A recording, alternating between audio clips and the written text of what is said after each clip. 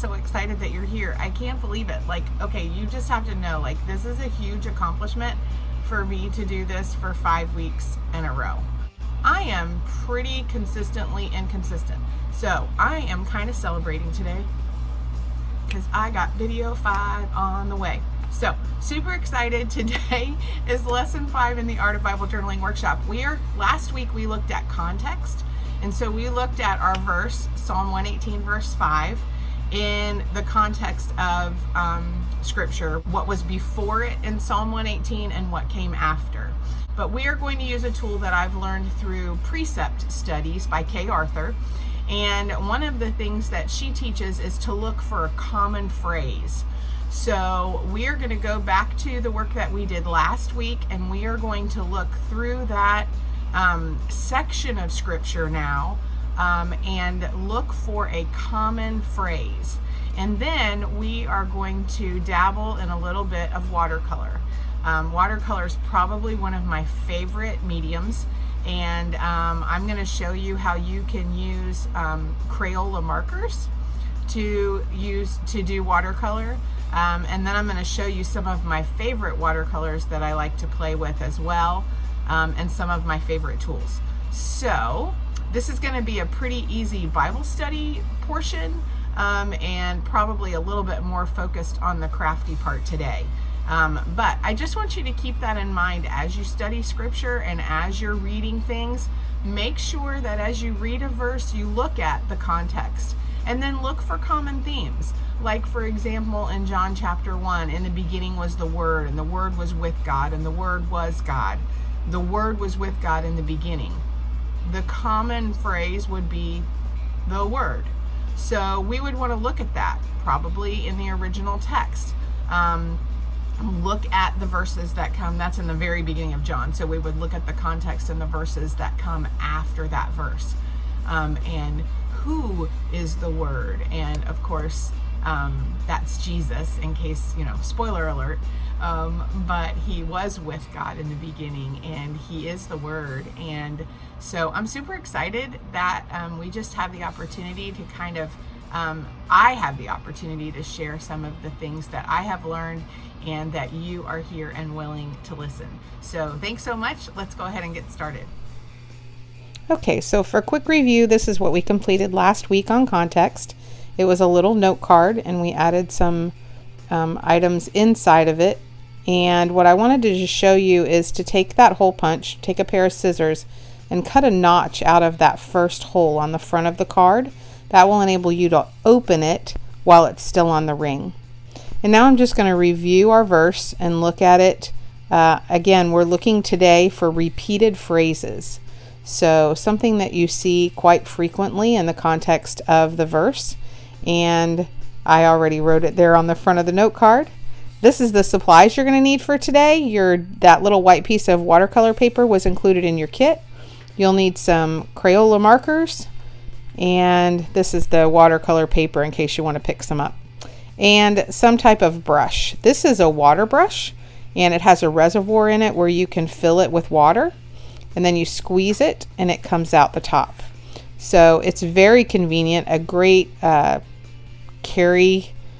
tool to carry with you if you want to do watercolor, but it's really clean and easy to use. So I have about 4 of them and use them all the time.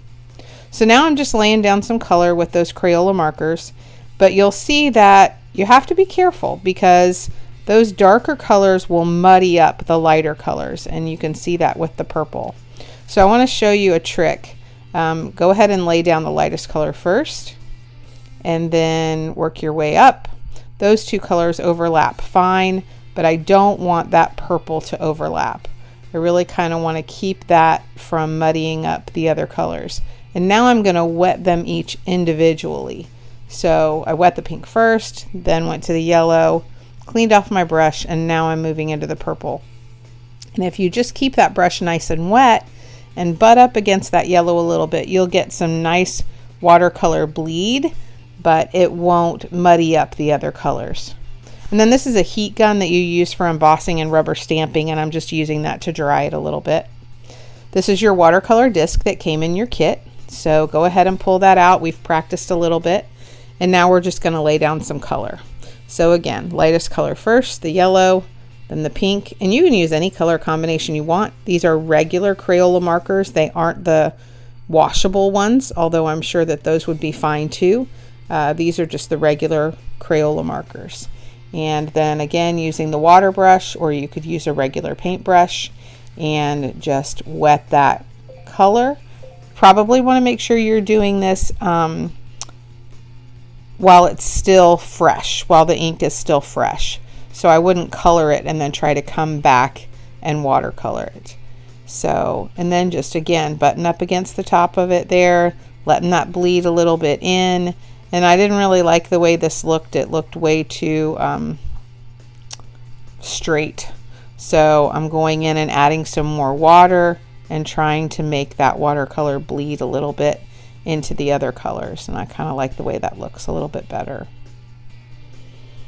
And I'm going to flip it over and grab some other colors.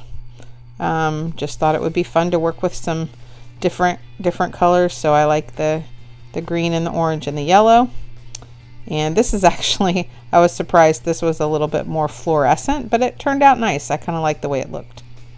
And then some orange, and again, we're just going to use that water brush and get it nice and wet. I use my hand a lot as a palette, which is easy cleanup.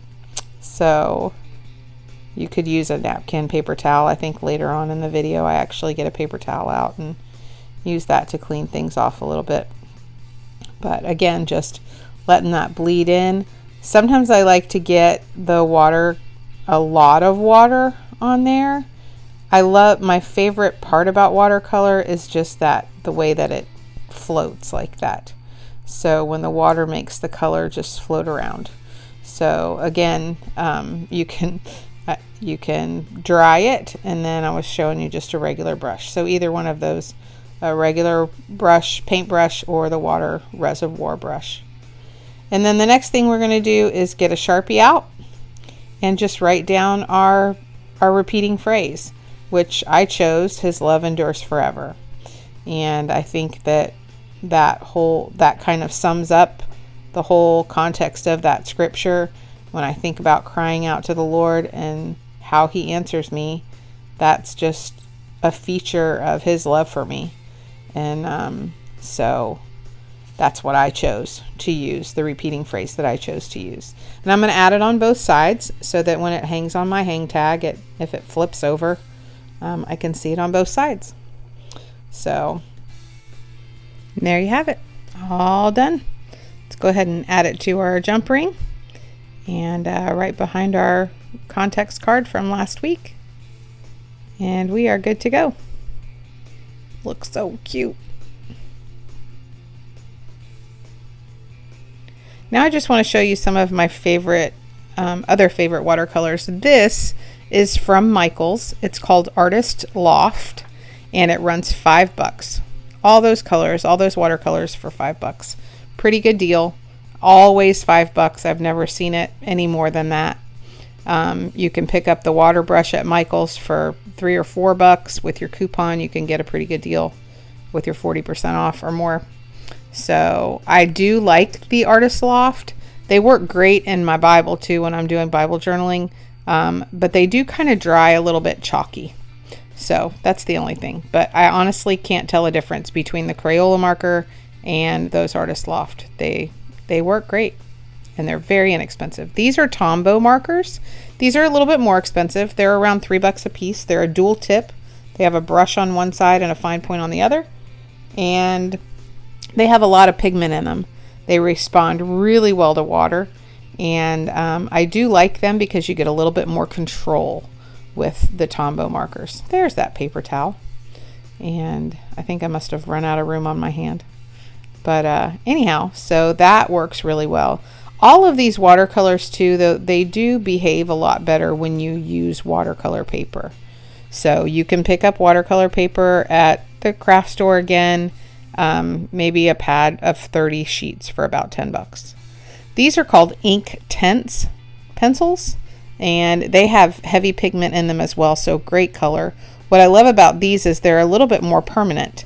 They respond to water at first, but then once that watercolor dries, you actually can layer over it because it won't react to the water anymore. So you can layer after layer after layer over top of it and get some really cool effects with the Inktense pencils. And then my favorite, my Jane Davenport. This is a portable watercolor case. I do not remember what this color palette is called. She has a few of them. I know it's a bright one, obviously. And so this is great, super convenient if you want to take up watercolor and travel with it a little bit, and just gives you some really rich color. I do like the coverage that you get. You can see that is pretty opaque, that dark blue. So there you have it, some of my favorites. So my Jane Davenport, the Inktense colored pencils, and the Tombow markers, the Artist Loft colored pencils, and of course our Crayolas, which those are pretty affordable too. So it's a pretty good range there. I hope you had fun. See you next week.